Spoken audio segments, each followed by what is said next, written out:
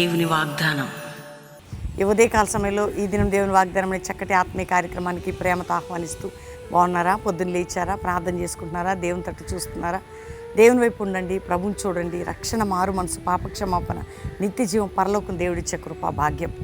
ఏ సమస్య మీకున్నా, ఏ భారం మీకున్నా, ఏ బరువు మీకున్నా, ఏ వ్యాధి మీకున్నా, ఏ చింత మీకున్నా, దేవుడు నీకున్నాడు కదా.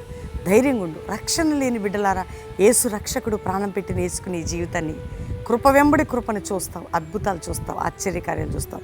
ఒక్కొక్క మాట చదువుతున్నాను, దేవుడు మీకు ఇచ్చిన చక్కటి వాగ్దానం. అదేంటంటే ఆదికాండం అద్భుతమైన మాట, 22వ అధ్యాయం 17వ వచనం 2వ మాట చూడండి.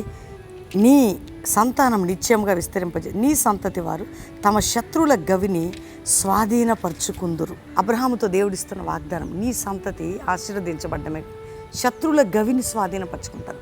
ఎంత అద్భుతమైన మాట అండి అది. ఈరోజు మీరు అందరూ తెలుసుకోండి, మనల్ని దేవుడు దీవిస్తే దీవెన పొందటమే కాదండి, నీ శత్రువు యొక్క ఆశీర్వాదంను నీ శత్రువుల చేతిలో నుండి నువ్వు పొందుకొని తీసుకోవాల్సింది తీసుకుంటావు. అపవాది చేతిలో నుంచి ఏది నీ మీద పడుతుందో దాని చేతిలో నుంచి, నీ ఆశీర్వాదం దొంగిలించే శత్రువు చేతి నుంచి దేవుడు నీకు వాగ్దానం చేస్తున్నాడు. అబ్రహాంకి ఇచ్చిన వాగ్దానమే మనకు కూడా. అక్కడ ధైర్యంగా ఉండండి, ప్రభు ఇచ్చిన మాటను పట్టుకోండి. చూడండి, ఈరోజు ఉదయకాలం ఈ వాగ్దానం గట్టిగా పట్టుకొని ప్రార్థన చేయండి. నిన్ను నీ కుటుంబమును ఆశీర్వదించి శత్రువుల యొక్క గవిని నువ్వు స్వాధీనపరచుకుంటావు. తెలుసా, నీకు అర్థమైతే నీ శత్రువుల నిన్ను దోచుకున్న శత్రువుని, నీ ఆశీర్వాదాన్ని దొంగిలించే గవిని నువ్వు స్వాధీనపరచుకుంటావు. ఎంత గొప్ప కార్యం అండి. నిన్ను నీ కుటుంబాన్ని ఆశీర్వదించాలి అనేది దేవునికి, అది ఇక దేవుడు మనకిచ్చిన వాగ్దానం. కాబట్టి నీ శత్రువు నిన్ను దోచుకున్న శత్రువు గవిని ఆశీర్వాదాన్ని స్వాధీనపరచుకుంటావు. కాబట్టి ధైర్యంగా ఉండు. ఈ భూమి మీద ప్రతి ఆశీర్వాదం అది మన కోసం దేవుడు మనకిచ్చింది. కాబట్టి దేవుని స్తుతించండి, ప్రార్థన చేయండి. ప్రతి ఆశీర్వాదానికి నిన్ను పాత్రులుగా దేవుడు చేస్తాడు. అక్కడ అందుకే 50 దినాల ఉపవాస ప్రార్థనలు మనకు ఆగస్టు 28 నుంచి ప్రారంభ సభ నుండి తప్పక మనం ప్రార్థన చేసి దేవుని కృపను పొందుదాం. నీ శత్రువు చేతి నుండి నీ ఆశీర్వాదం స్వాధీనపరచుకుందు. ఈరోజు వాగ్దానం.